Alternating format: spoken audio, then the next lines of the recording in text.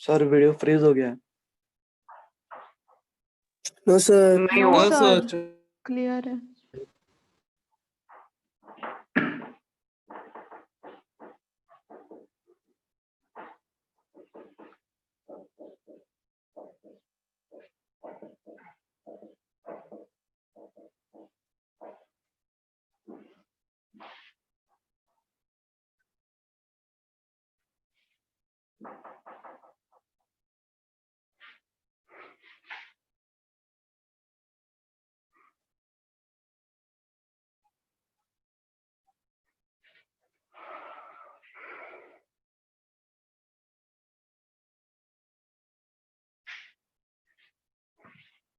Copy कर लो पूरा एक बार, फिर एक्सप्लेन करता हूँ।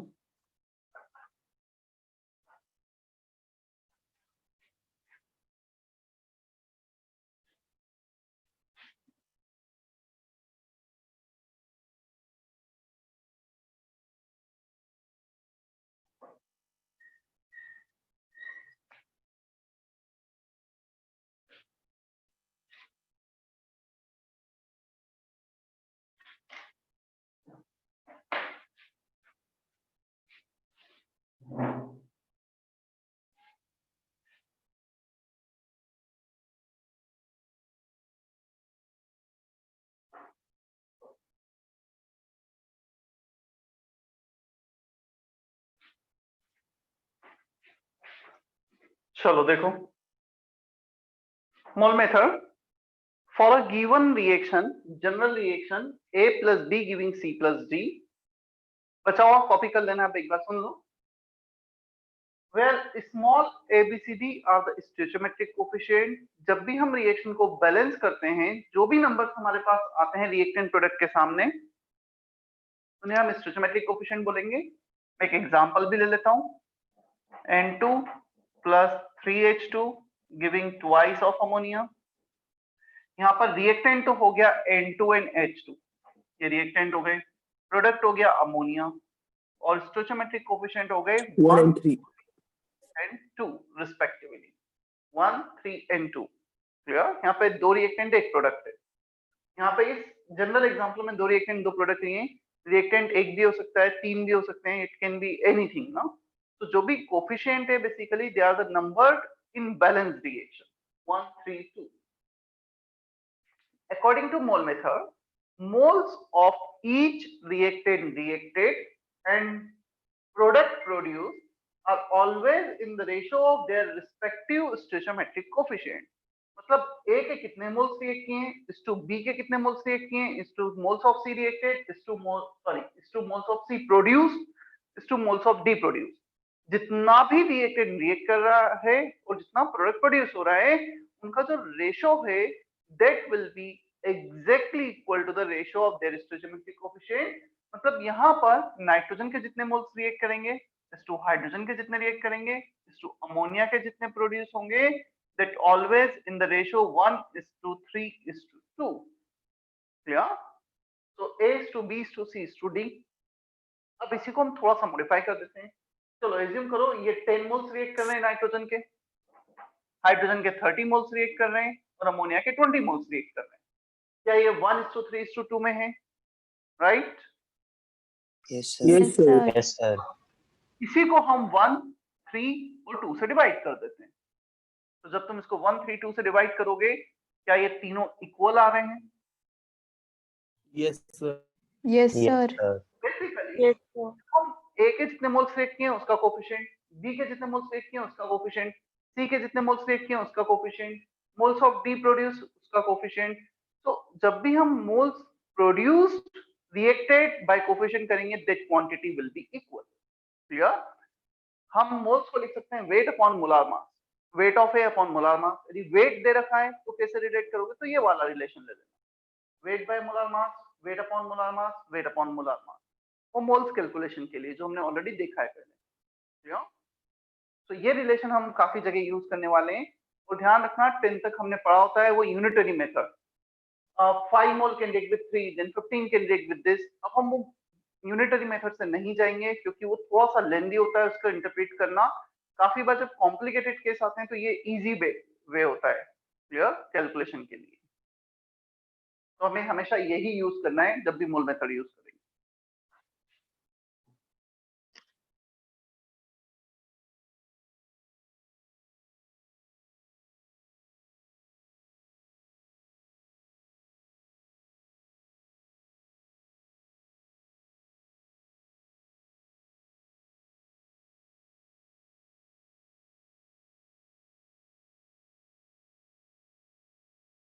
सर बोर्ड पे क्या लिखा है वो ठीक से दिखाई नहीं दे रहा।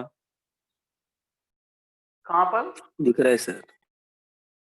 कौन सा पॉइंट नहीं दिख रहा है बताओ? सर ब्लर है बहुत।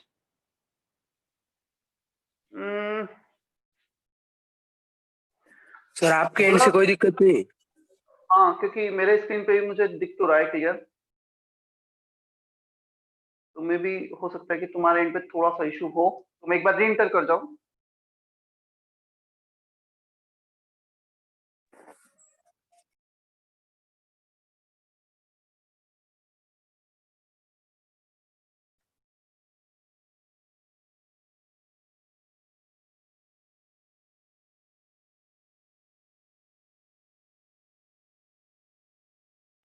सर संडे की एग्जाम को पूरा मोल कॉन्सेप्ट आने वाला है। संडे के एग्जाम को पूरा मोल कॉन्सेप्ट तुम्हें क्या कुछ अनाउंस किया गया था क्या? सर उस सिलेबस में पूरा मोल कॉन्सेप्ट लिखा है। किस सिलेबस में? अच्छा, जो कोटा से तो होना है। आपने भेजा था ना वो एग्जाम का? हाँ सर। जहां तक हमारा होगा वहीं तक आएगा।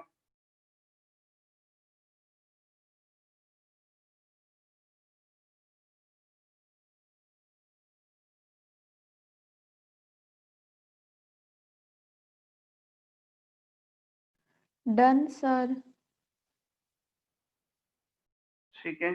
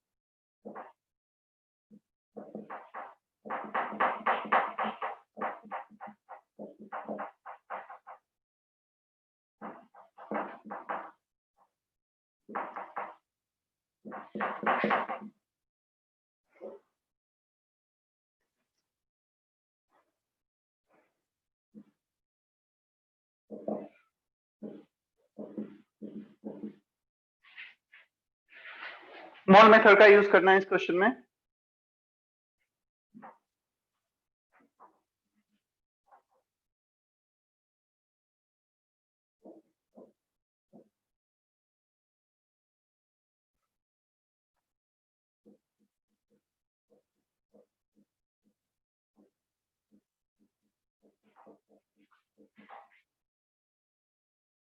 If reaction is not balanced, then you need to balance the reaction.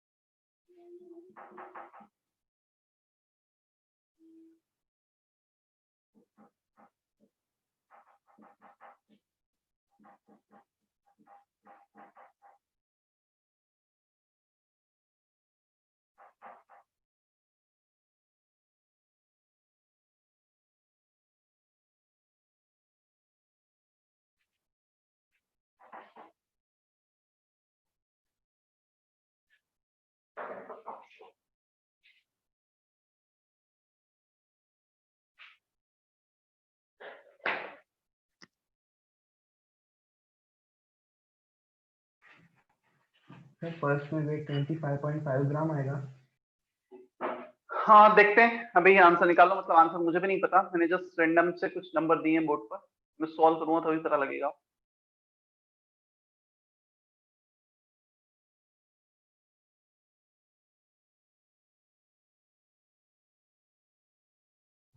Sir second question में वो प्रोडक्ट क्या है? Ba3PO4 twice, barium phosphate।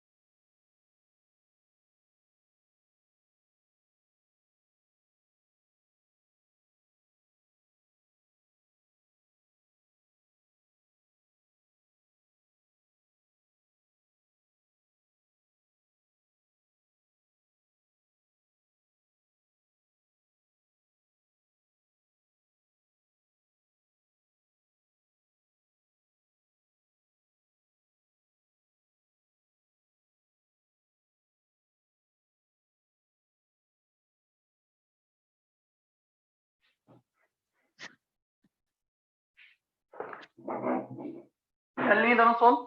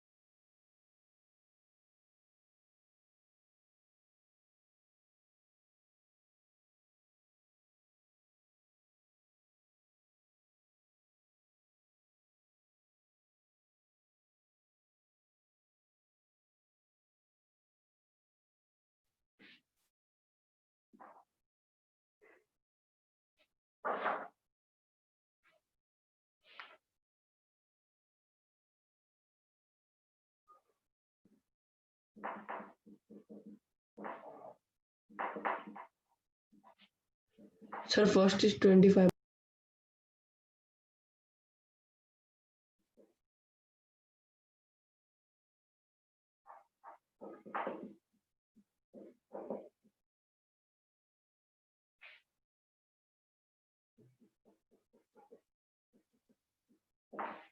चलो तीनों के कोफिशिएंट 1 है फर्स्ट केस में। Moles by coefficient, moles by coefficient, moles by coefficient. इसके मोल्स को लिखा weight upon molar mass, because weight is given in the question. अब हम देखते हैं हमें सेकंड के लिए क्या पूछा है। अमोनिया के लिए H2S के लिए पूछा है volume at STP.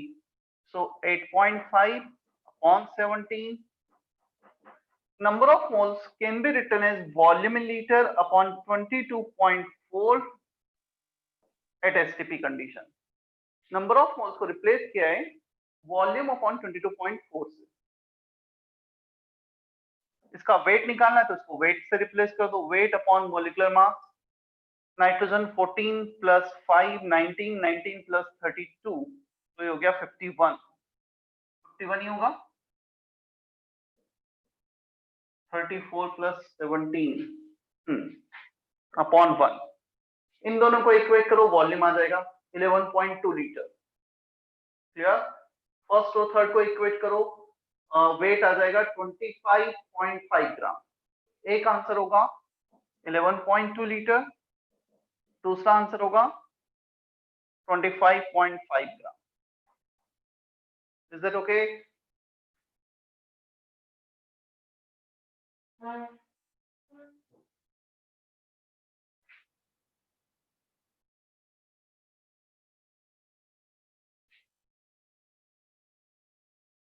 Second question, find the moles of HTPO4 in BH12 thrice required to get 2 moles of this.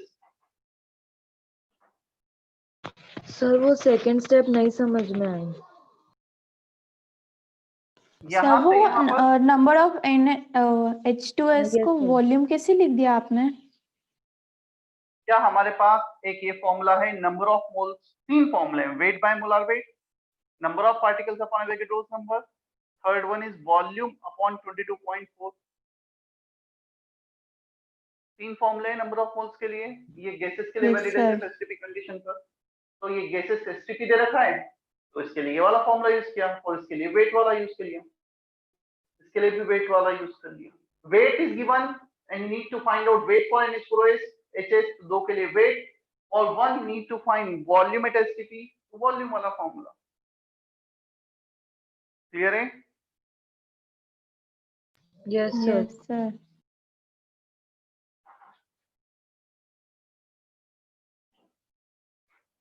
Second question, BaOH whole twice plus S3PO4, Ba3PO4 whole twice 2 6 2 plus, तो फिर हम direct 3 कर देंगे इसको, 3 नहीं, 2H minus plus H2O था। चलो barium 3 चाहिए, यहाँ पे 3 किया, तो फॉस्फेट आ गए 4, यो 4 होल ट्वाइस, 4 करने जाएंगे, यहाँ पे 6 आ जाएगा, यहाँ पे आ जाएगा 2, 3 into 2 6H2, बैलेंस हो गया रिएक्शन। 6 बेरियम 2 into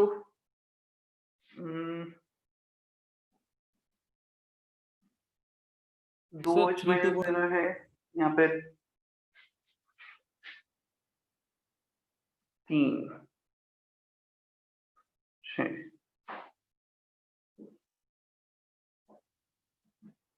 अभी बैलेंस हुआ है ना सर? वो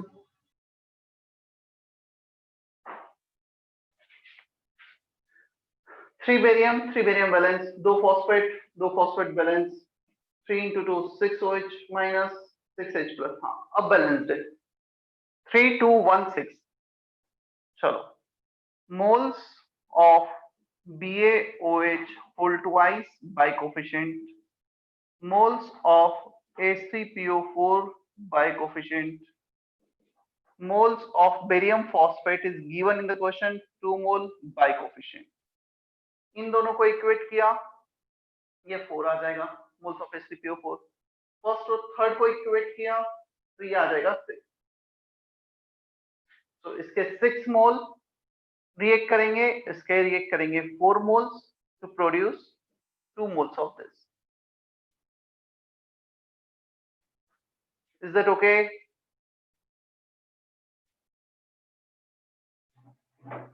Sir, repeat again. First we need to balance the reaction. हमने रिएक्शन को बैलेंस किया सबसे पहले, यहाँ पे आया 3, यहाँ पे आ गया 2, यहाँ पे आ गया 1, then 6। Once we get the balanced reaction, moles by coefficient, इसका coefficient 3 है, इसका coefficient 2 है और इसका coefficient 1 है। क्लियर?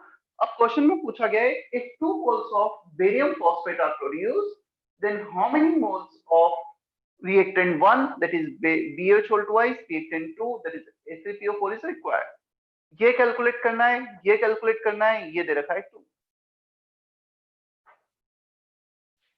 तो जब इन दोनों को इक्वेट करोगे ये आ जाएगा 6, जब इन दोनों को इक्वेट करोगे तो ये आ जाएगा 4।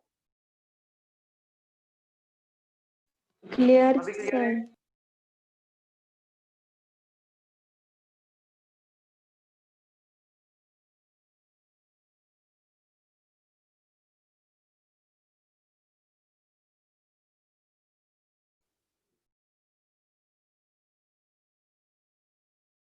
चले हम आगे। Yes sir.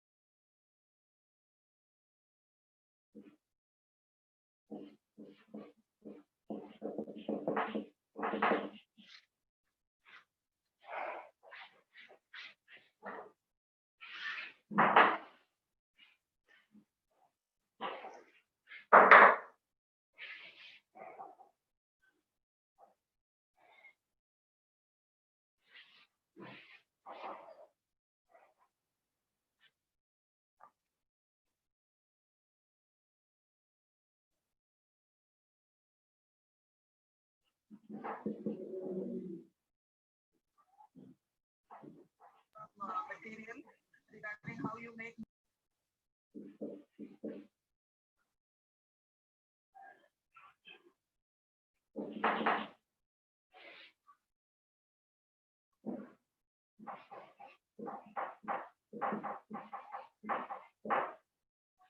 चलो बोर्ड पे देखना, then copy, then you can copy after this. Let's say we are having some sequential reactions. A and B are reacting to produce C. C is further reacting with something to produce E and F. Then again one of the product here, E is reacting with G to produce H and I. Sequential A से B, B से C, C से D, कुछ step wise हमें reactant product में convert हो रहे हैं. So if you want to relate moles of I with the moles of A, initial reactant final product को यदि हमें relate करना है, तो पहले तो मैं आंसर बताता हूँ, उसका डेरिवेशन भी देखेंगे. Moles of I final product equal to moles of A initial reactant into coefficient of product. कितना coefficient है product का? 3 upon coefficient of reactant. कितना coefficient है? 1. 3 upon 1 into 3 upon 2 into 3 upon 5. और बाई चांस सारे product का coefficient 3 आ रहा है, तो final product equal to initial reactant into coefficient of product by reactant, product by reactant, product by reactant. ऐसे 10 रिएक्शंस होगी, उसमें सिमिलर वे में करते चले जाओ. ठीक है. अब क्वेश्चन ये आता है, out of this E and F why we are taking coefficient of E. यहाँ पर भी ई और जी में से ई का लिया है, सी और डी में से सी का कोफिशिएंट लिया है, तो ये कैसे चूज करेंगे कि कौन सा पर्टिकुलर रिएक्टेंट या प्रोडक्ट का कोफिशिएंट यूज करना है. बेसिकली हमें रिलेट करना था आई को ए से, तो ए का कोफिशिएंट लेना होगा यहाँ पर. अब ए की प्रोडक्ट है तो इसमें तो कुछ सोचना ही नहीं है हमें. Now C is produced in the first reaction which we are using in the next reaction, इसलिए सी को यहाँ पे रिलेट किया. Then E out of E and A we are using E in the next reaction, तो E और F में E next reaction में use आ रहा है, इसलिए हमने इसको यहाँ से रिलेट किया. क्लियर. हमने डी और एफ का यूज नहीं किया है क्योंकि डी इसके पहले वाले रिएक्शन में यूज नहीं है, एफ इसके बाद वाले रिएक्शन में यूज नहीं. अब हमें आई को रिलेट करना था, क्वेश्चन में दिया था एच को करते तो ये 7 ले लेते, यहाँ पे 7/5 ले लेते. आई को कर रहे हैं तो आई का 3/5 ले लीजिए. Clear. If you want to write moles of H here then you can use 7/5. तो जो भी रिएक्टेंट या प्रोडक्ट हमें नेक्स्ट रिएक्शन में यूज आ रहे हैं उसका यूज करना है कोफिशिएंट.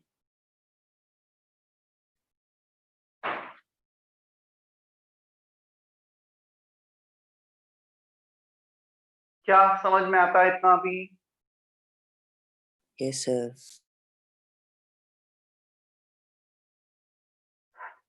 क्लियर है सर. मैं इसको डिराइव करके भी बताऊंगा अभी.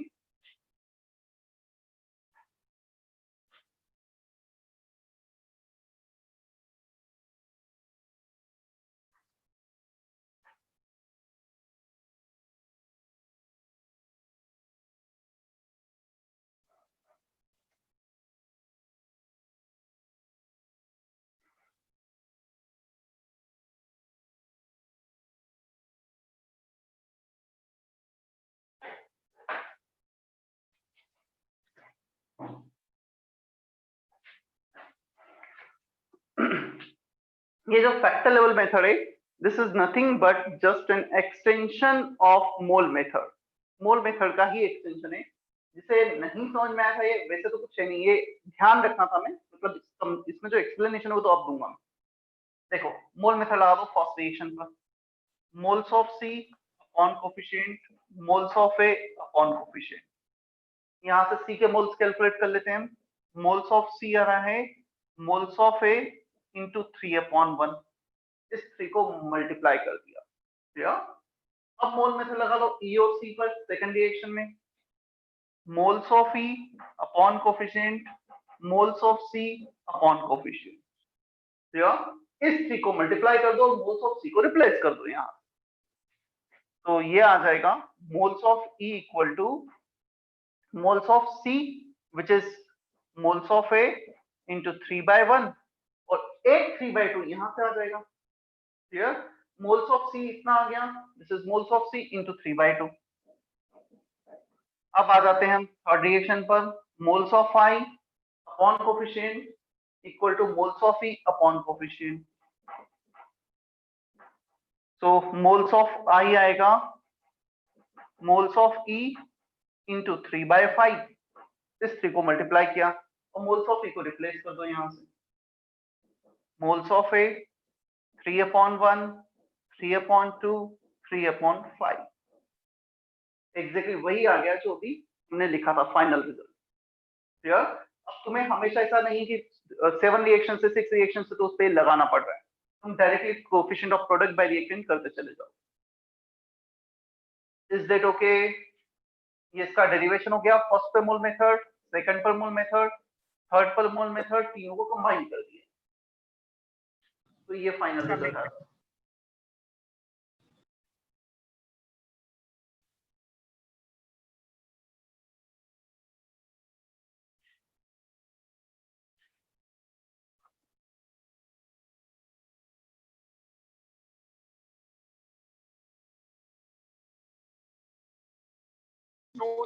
अगर H का दिया होता तो मतलब 7/5 आता लास्ट में 3/5 की जगह।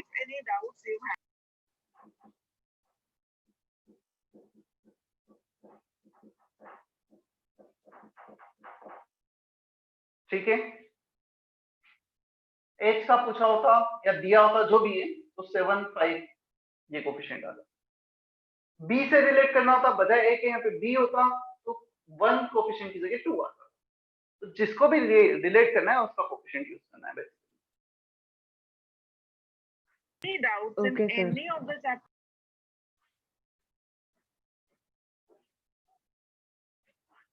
तुम्हारे दोनों लेक्चर चल रहे हैं क्या प्रीति? यस सर, वो शुरुआत में अटेंड करना पड़ता है अटेंडेंस देने के लिए। ठीक है,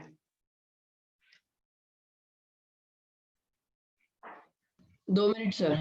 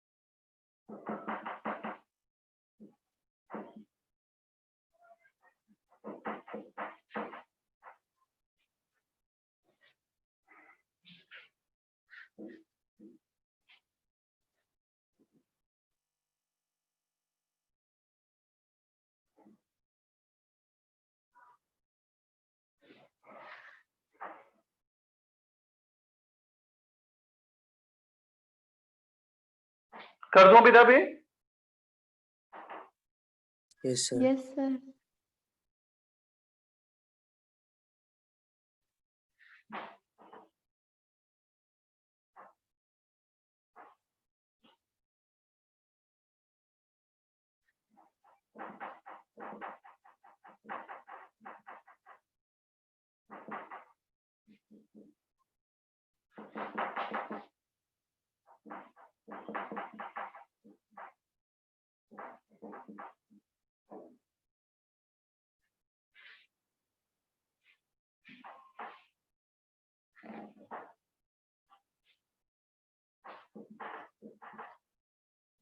सो सेम टॉपिक के नीचे लिखना है ये।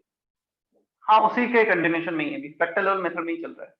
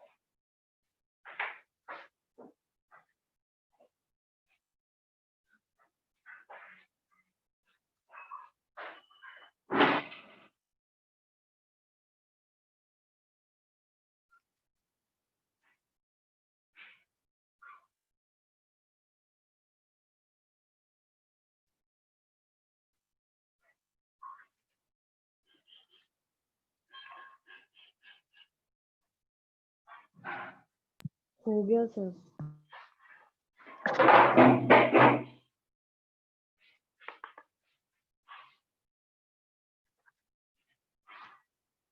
देखो, काफी बार experimentally, practically, whenever we are performing reaction, we always have certain loss of reactants or maybe product produced, or maybe that reactant that we are expecting 2 moles can produce 3 moles of B, but इसका 1 मोल हो सकता है loss हो गया हो, किसी और ही product में कन्वर्ट हो गया हो।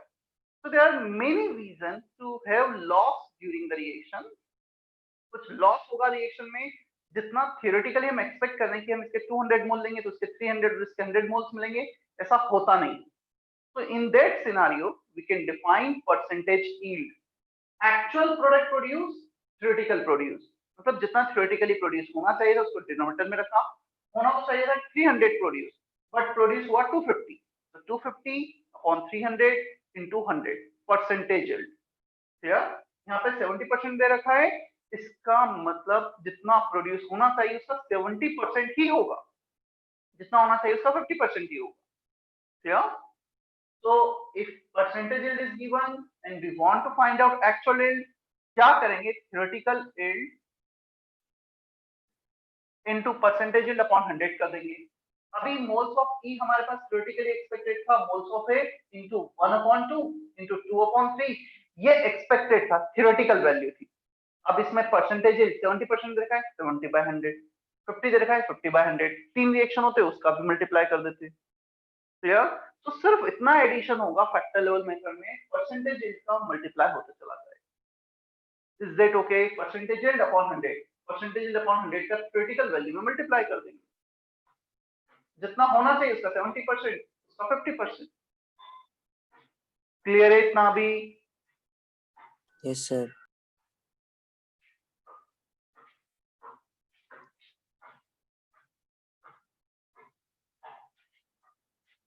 चलो कुछ क्वेश्चंस बुकलेट से देखते हैं इसके भी हम। Mole concept.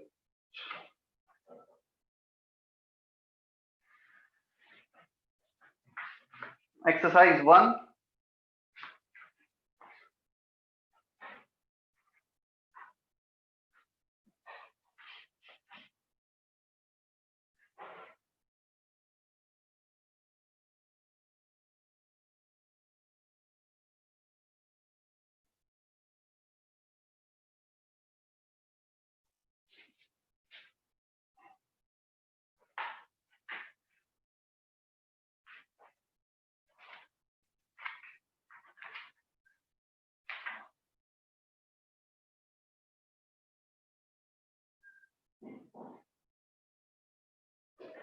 Exercise 1, part 1. C1 and C2. Part 1 के ना. C1 and C2.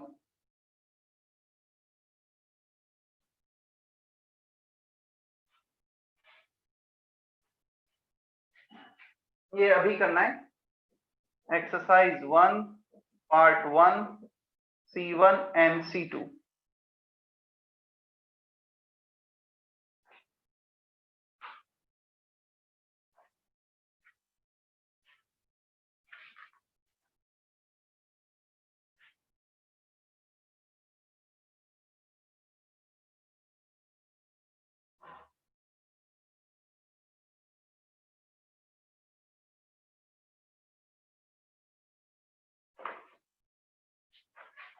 Then exercise 2, part 2.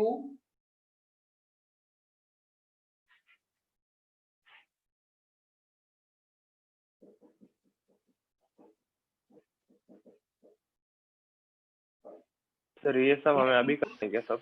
अभी करने 3 क्वेश्चन है ना, मतलब सब बहुत सारे नहीं, सिर्फ 3 ही क्वेश्चन है. C1 C2 देन पार्ट 2 का क्वेश्चन नंबर 7. इसी ऑर्डर में करना है. काफी थोड़ा सा अच्छा क्वेश्चन है क्वेश्चन 7. पहले C1 C2 करना, वो डिस्कस करेंगे, फिर 7 question.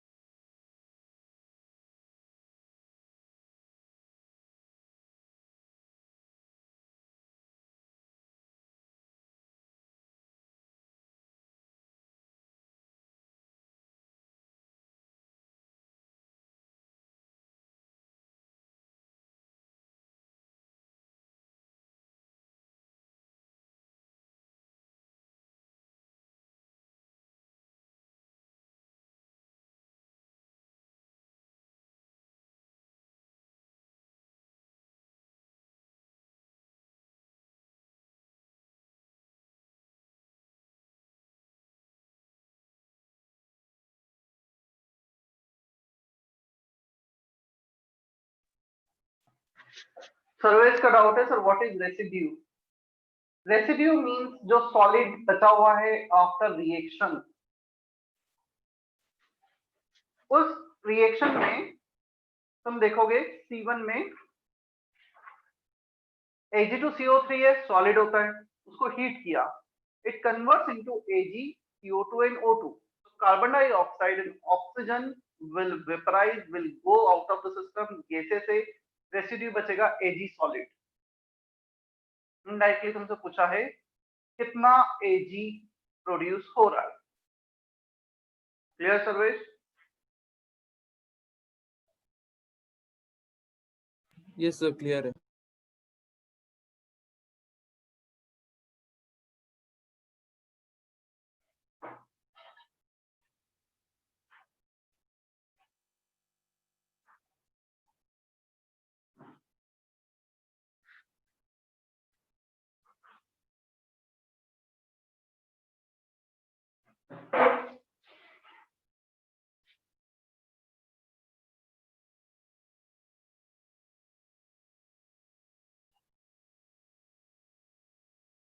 Two 2.76 gram of Ag2CO3, moles of Ag2CO3 upon 1, moles of Ag upon 2. Mole method लगा दो।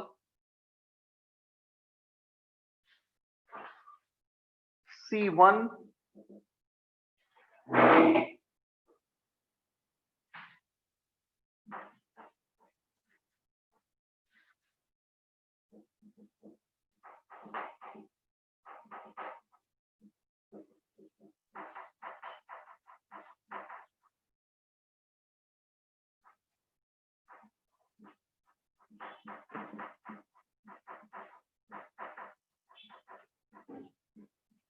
चलो इसका वेट तुम्हें दे रखा है, मोलार वेट कैलकुलेट करना है, वेट ऑफ Ag कैलकुलेट करना है, मोलार वेट ऑफ Ag पता है।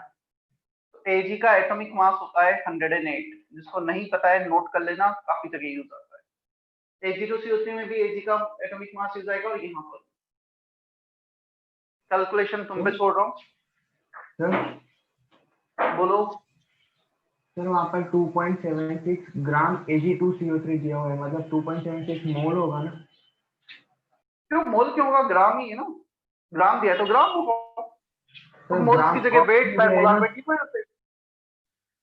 सर आपने बताया था ना 1 gram atom equals to 1 mole of atom और 1 gram of atom equals to wait.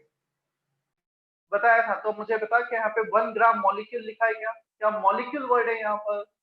1 gram atom या 1 ग्राम मॉलिक्यूल तो मेंशन नहीं है। 1 ग्राम Ag2CO3, दोनों टर्म डिफरेंट है ना। मैंने एग्जैक्टली तुम पेज पलट के देखो, मैंने लिखा था gram molecule when written together, तो मॉलिक्यूल वर्ड कहाँ है यहाँ पर? समझ में आया? यहाँ पे ये होता है 2.76 ग्राम मॉलिक्यूल ऑफ Ag2CO3, तो फिर हम मोल्स कंसीडर करते हैं। Gram molecule word is missing. Sir ये फर्स्ट C1 वापिस समझाना। C1 में मोल मेथड लगाया है,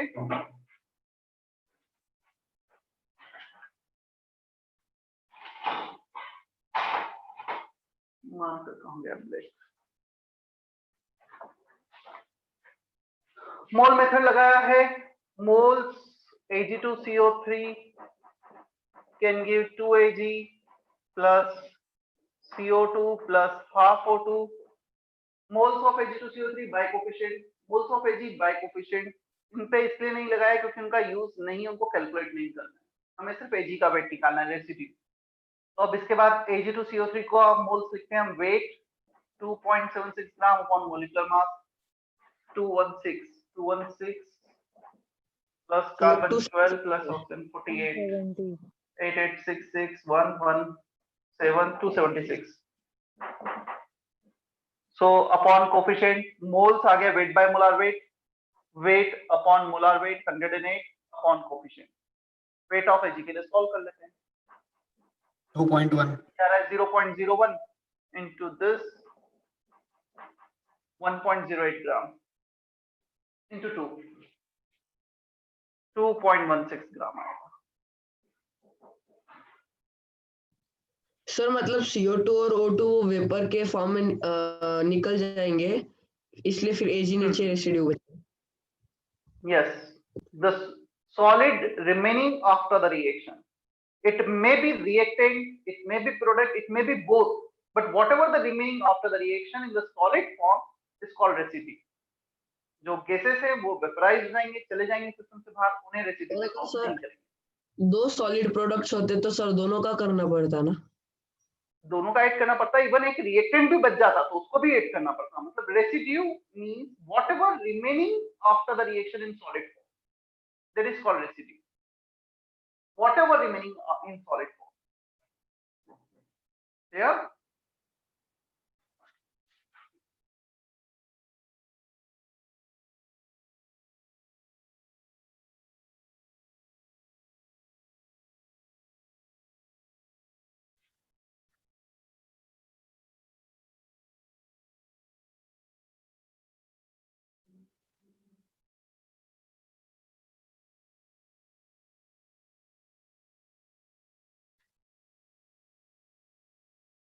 तुम्हारा डाउट डिस्कशन कब है? इस वीक का हो गया है अभी? आज ही सर। आज ही सर। और मैं बता चुका हूँ क्या होगा उसमें डिस्कशन।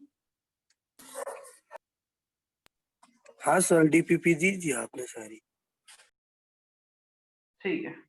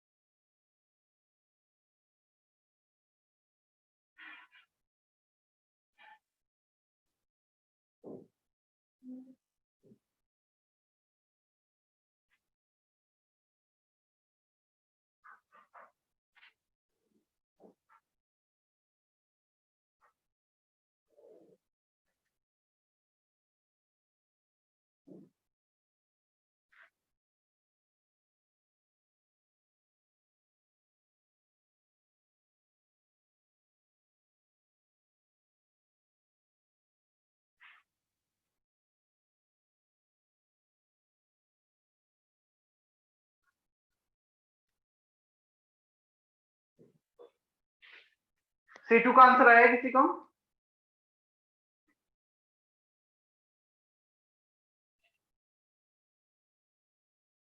काफी सिंपल सा क्वेश्चन है, सिर्फ रिएक्शन को बैलेंस करना है उसमें। सर बैलेंस हो गया है सर पर। बस तो फिर H2 का वेट दे रखा है और Fe का पूछा है। Sir 2 minute.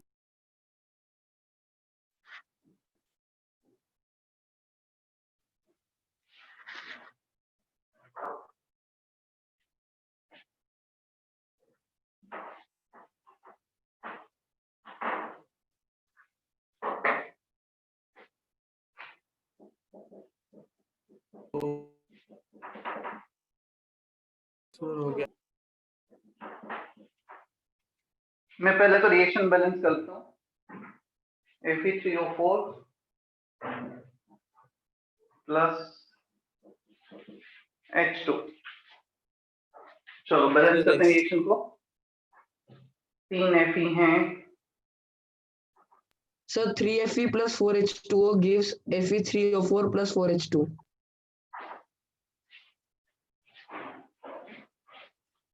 So moles of Fe upon coefficient, moles of H2O upon coefficient. जिसका आंसर नहीं है जल्दी से आंसर लेकर आओ। Moles can be written as weight upon molar mass. Mole method. Iron का वेट कैलकुलेट करना है, H2 का दे रखा है, जैसे तुम दोनों पे लगाया है, प्रोडक्ट पे नहीं लगाया है क्योंकि रिक्वायर्ड नहीं है।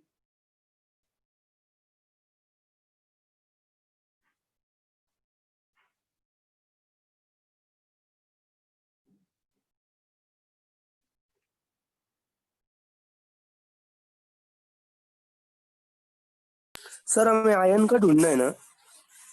सर 42 है आंसर। 42 है। नहीं, आंसर तो मुझे नहीं पता, देख लो पीछे। हाँ सर 42 है पीछे 42। आयरन का एटॉमिक मास होता है 56, स्टैंडर्ड है, काफी जगह हो जाता है, ये भी याद रखना है। जैसे Ag 108 था, Iron is 56.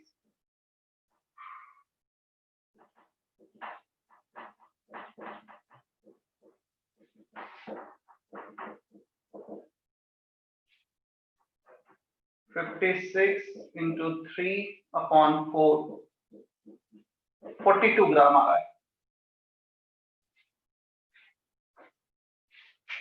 Weight by molar weight, weight upon molar weight of iron or steam H2O.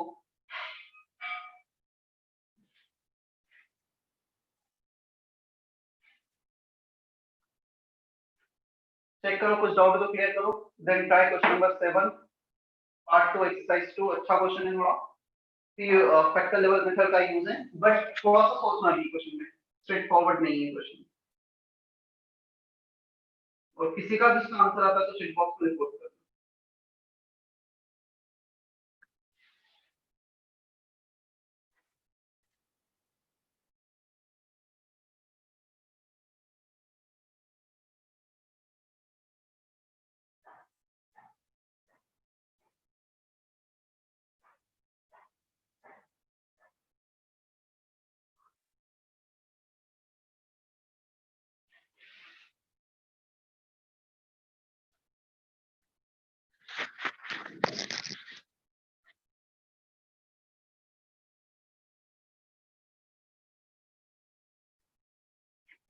Sir हमें इक्वेशंस ये करने पड़ेंगे पहले. बैलेंस तो करना ही पड़ेगा. फैक्टर लेवल मेथड या फिर तुम ये यूज करोगे mole method. You need to balance the reaction. बिना बैलेंसिंग के तो हम आगे नहीं जा पाएंगे.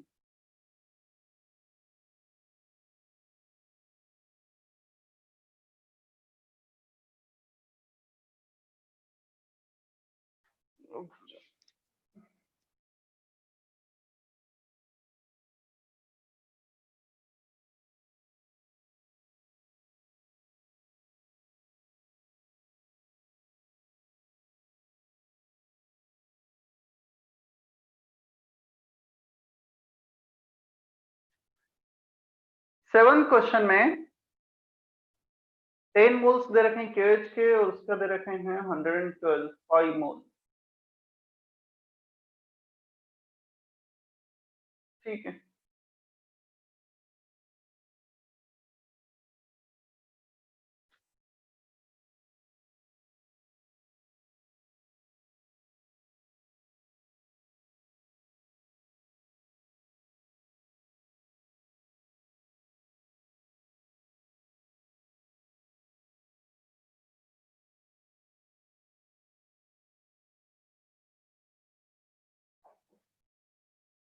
Here KCl is produced in all 3 steps. First step में भी KCl प्रोड्यूस हो रहा है, सेकंड में भी प्रोड्यूस हो रहा है, थर्ड में भी प्रोड्यूस हो रहा है. तीनों को कैलकुलेट करना है और ऐड करना है.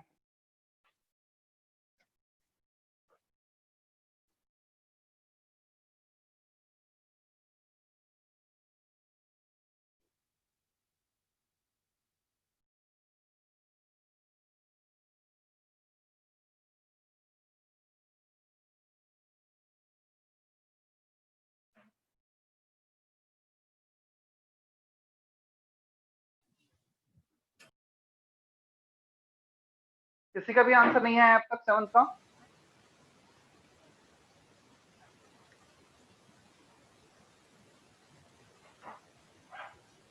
So 4.05 समथिंग आ रहा है. मैच कर रहा है आंसर पीछे. इंटीजर टाइप क्वेश्चन है, नियरेस्ट इंटीजर पे मैच कर रहा है या नहीं कर रहा है? पीछे 4 दिया हुआ है. ठीक है. किसका है answer?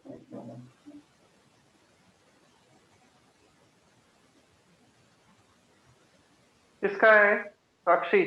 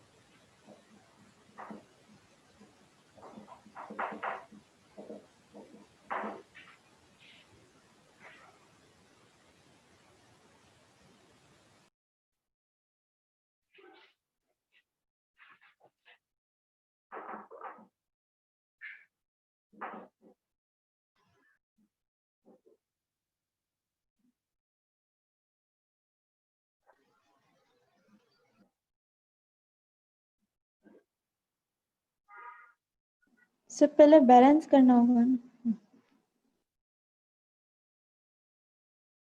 Now the reaction is balanced.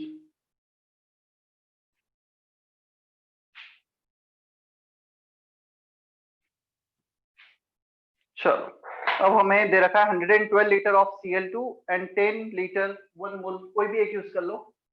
इसको 112 लीटर मतलब इसके मोल्स दे रखे हमें 5 मोल और इसके दे रखे थे 10 मोल। 10 लीटर विच कंटेन 1 मोल पर लीटर, मतलब 10 लीटर 10 मोल्स। इसका 112 लीटर दे रखा था अपॉन 22.4, तो 5 मोल्स आ जाएगा।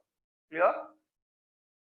ओके, फर्स्ट रिएक्शन में केसीएल बनेगा, सेकंड में भी बनेगा और थर्ड में भी बनेगा, तीनों में केसीएल बनेंगे। चलो फर्स्ट रिएक्शन में कितना केसीएल बनेगा? Moles of KCL from the first reaction, moles of Cl2 upon coefficient, दोनों का कोफिशिएंट 1 and 1 है। क्लियर? सो 1 upon 1 इंटू परसेंटेज यील्ड। पहले रिएक्शन का परसेंटेज दे रखा है हमें 60, 50 and 80, 60, 50 and 80, तो यहाँ पे 60% का मल्टीप्लाई कर दो, तो ये तो केसीएल बन गया फर्स्ट रिएक्शन से। क्लियर? इसका वैल्यू है 5 मोल, 5 into 6/10, 5 6 जा 30, 30/10, 3 मोल आ रहा है। अब सेकंड रिएक्शन से केसीएल निकालते हैं। सो मोल्स ऑफ Cl2, अब केसीएल यूज आ रहा है, coefficient 1, coefficient 1, 1 upon 1, coefficient 2, coefficient 3, 2 upon 3। हमें ये चेक करना है यहाँ पे कितना केसीएल प्रोड्यूस हो रहा है। So moles of Cl2 into 1 upon 1, 2 upon 3, KCl और नेक्स्ट रिएक्शन में यूज आ रहा है, इसको रिलेट करना है हमें। क्लियर? अब परसेंटेज यील्ड का मल्टीप्लाई कर दो, 60%, 60/100, 50%, 50/100, तो सेकंड रिएक्शन से बना 5 into 2/3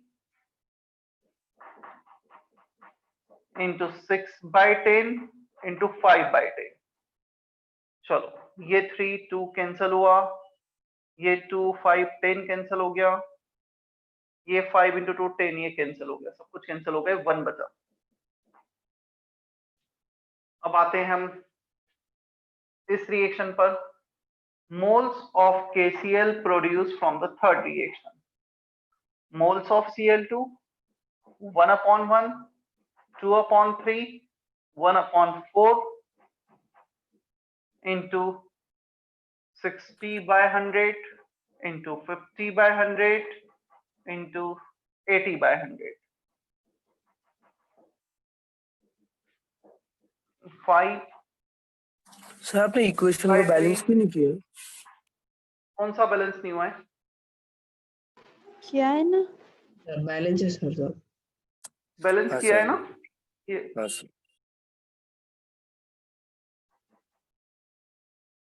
6/10 को लिख देते हैं, चलो 3/5, 1/2, 8/10, 4/5, तो एक ये वाला 5 कैंसल, एक ये 3 कैंसल, एक ये 4 कैंसल, ये 2 कैंसल, तो ये आ रहा है 1/5.2।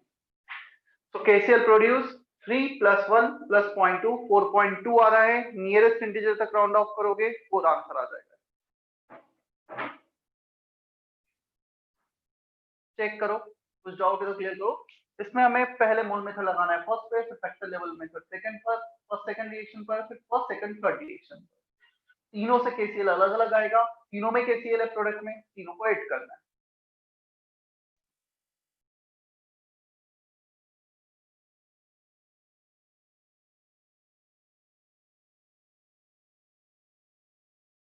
क्लियर है इतना?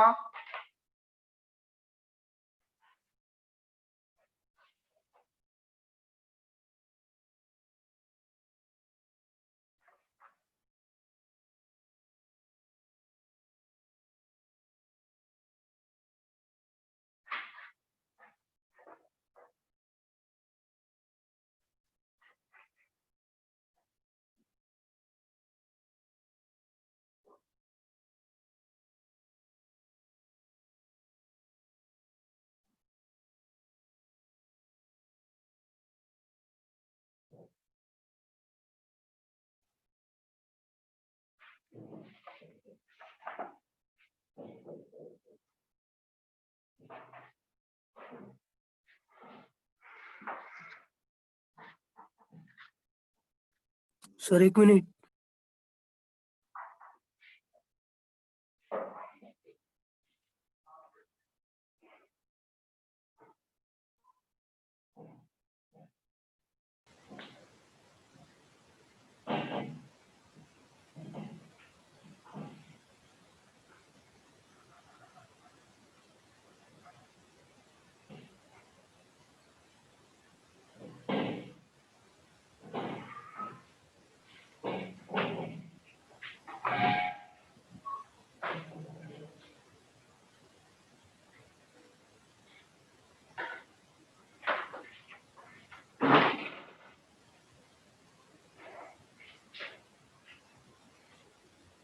आज डीसी क्लास में मैं थोड़ा सा और होमवर्क ऐड कर देता हूँ. आज के लिए जो लेक्चर है, exercise 1 up to section E, sorry C not E, part 1 part 2 both, part 1 and 2, exercise 2 part 1. Vedant, please mute yourself.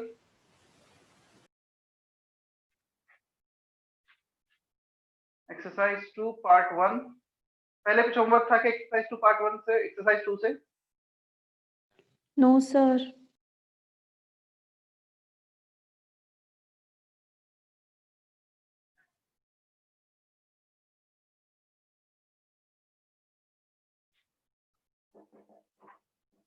Up to question number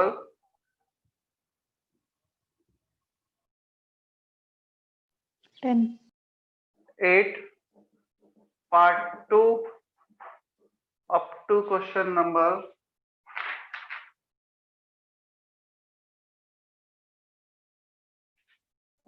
8. चलो ठीक है. तो ये आज डीसी क्लास के लिए होमवर्क है. जितना पहले दिया था उतना तो है ही, प्लस सर ये ग्रुप पे भी भेज दो ना. भेज देता हूँ फॉर डीसी क्लास.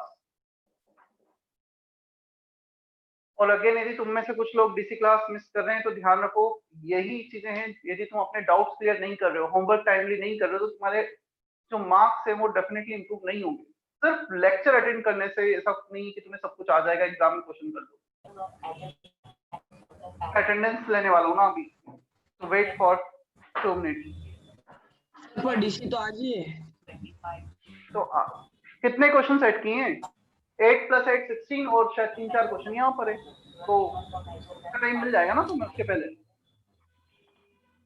मिल पाएगा नहीं मिल पाएगा उसके पहले?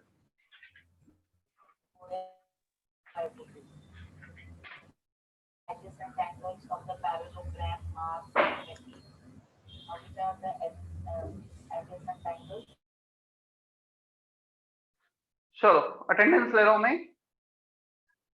आना.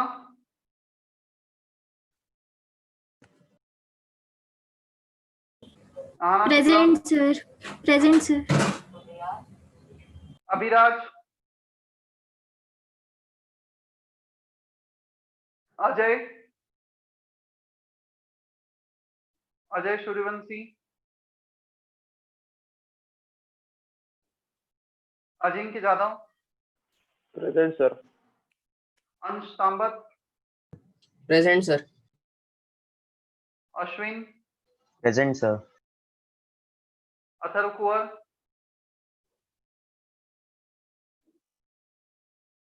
Atharva Kunwar is there or not? Present sir. Darshana. Devendra. Present sir. Devendra is not present. Devesh. Present sir. Harshita. Harshvardhan. Hitesh. Present sir. Present, sir.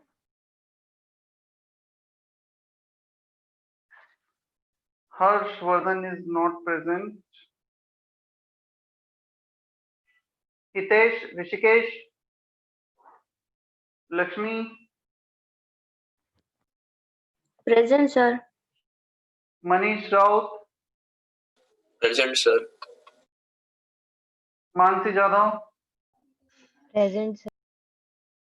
Piyush Shinde, Present, sir. Pranav, Present, sir. Prashant. Prashant is not there.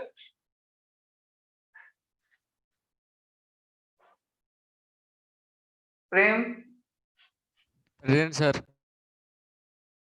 Preeti, Ritesh, Present, sir. Present. Rohit, Ruhi. Present, sir.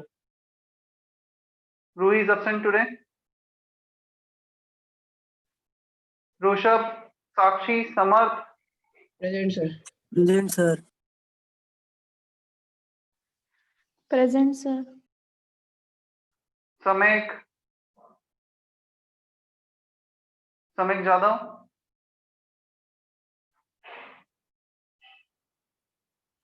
So can we leave? Samruddhi.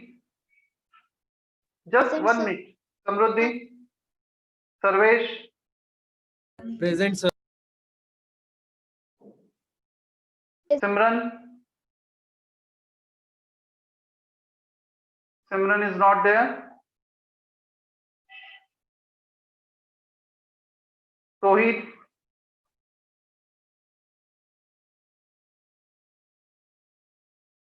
Vedant Jadhav, Vedant Sinde,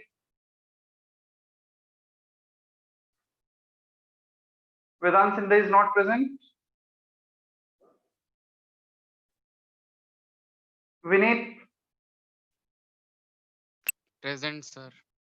Yadnesh, Present, sir. Yash Mahajan, Present, sir. Ishan,